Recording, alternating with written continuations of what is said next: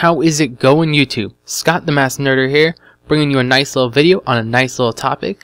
And the beginning of this gameplay is pretty quick because the enemy team actually quit on us after the last match. So in this beginning part, we're just racing to the objective, see who can get there first and get the points.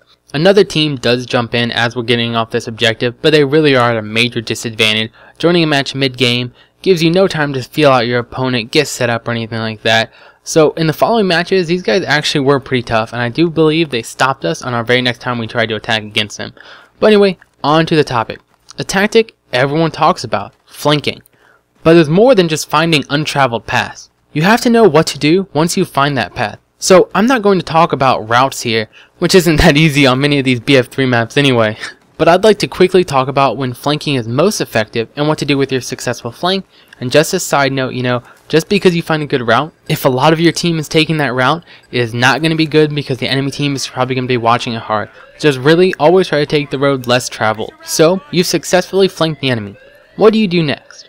You can sprint in and try to pick up as many kills as possible before you're killed, which actually has a chance of helping your team, as I'll discuss when we get into the video.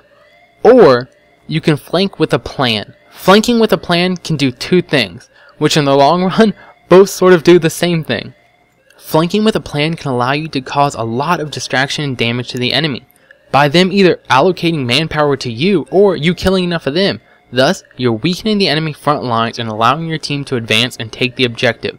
So, just running and killing could work, but there's more to it if you have a plan in mind. We'll talk more on that plan soon, but no, you can rack up a ton of kills and be helping your team to a victory. But before you start all this rampage on the enemy forces, you could set up a nice mobile spawn for you and your squad to spawn in behind enemy lines. From here, you can go back to the previous statement, causing mayhem to allow the rest of your team to advance, and it's even more effective when you have that squad with you. Now, you also have the option to go into this in a stealthy fashion, allowing you to sneak to the objective, the flag for capping, whatever, and secure the objective before the enemy team even knows what hit them. In the long run, this will still cause the enemy team to abandon the front line to deal with the real threat, which is you, and in the process, allow your team to push up. Okay, nothing too new there, but that will hopefully get you thinking each time you take one of these flank routes that you successfully pull off a flank and you're behind the enemy, there's more to it than just running out and causing mayhem. You can think about it, you can strategize, and you can make things happen. And this is where we get to the planning. Think about what you want to accomplish and how you want to do it. Make sure to tell your squad the plan too. Whether they're on your friends list or not, they can hear you, and if you're lucky, they'll listen. So let's get back to the video, and as you can see, we're sort of caught off guard by the enemy team setting up so quick and doing well getting that setup on it. But as you'll see, I'm sort of slowly trying to make my way to the left side of the map, just feeling okay, they're focused on this door, they got the water pass covered, I'm going to try to use some tactics and flank around them to the side. Be cautious and slow if the match allows. Feel it out, see what's going on, see if you can pull off the flank or not, or if you're just going to give yourself away and get killed. This is important to make the most out of a good flank. You need to take note of where the enemy is, how they're advancing or setting up, and then take note of where and what your team is doing and what you want to do. You'll see I take a peek into that flag side door just to try to take note of where I see the enemy, and I'm on the mic. I'm letting my team know what I see, listening to their callouts.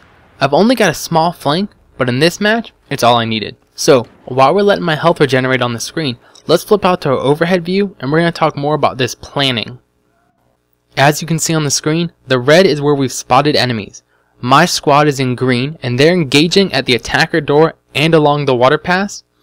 I'm positioned at the flag door in blue. Now I'm going to pause the video here and take a second and tell me what you think the best action is.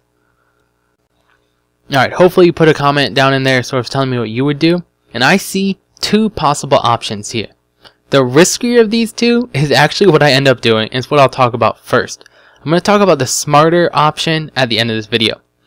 And because this is only squad rush, I only have 4 guys to worry about in the enemy team. I feel confident I can come in the flag door with the help of my squad at the front and take them all down. And because I took some time before rushing in, I actually had time to think about what I want to do after that. So here's my original plan. I plan to come in that flag door and sweep the area, taking down the enemy on the water side first, as he would have a clear line of sight on me. Then I plan to take the guys over on the container side where I'm at, and then rush straight into that objective, get the arm. After it's armed, I'm going to rush up to the catwalks, get overhead, and provide an overwatch cover roll. But my plans change. As I rush in, as you'll see in a few seconds, my squad mate gets closer to the objective than me and he calls out he's going to take it. So I said, okay, I'm going to skip that part of my plan. I'm going to run straight up to top servers and get on the catwalks and skip straight to my Overwatch role. Now before we jump back in and show you that in action, let me show you our intended setup. Because it's inside and it's 2 stories, it's kind of hard to show, but these black lines, these are the outlines of the bottom floor. The shaded yellow area is the 2nd floor, and that B, that's the objective. I'm above in the top servers on the catwalk. One squad mate is right below me in defender offices. One's playing tight defense in the server rooms, and one is still in the attacker offices to pick them off while they try to disarm. He's sort of our last line of defense, and if we need him, he can sort of hide out of the action and give us a mobile spawn. Not all this is discussed in detail during the game, but we call out where we are and where we're heading every time. We just have to be able to adjust without getting bunched up or losing control of the map.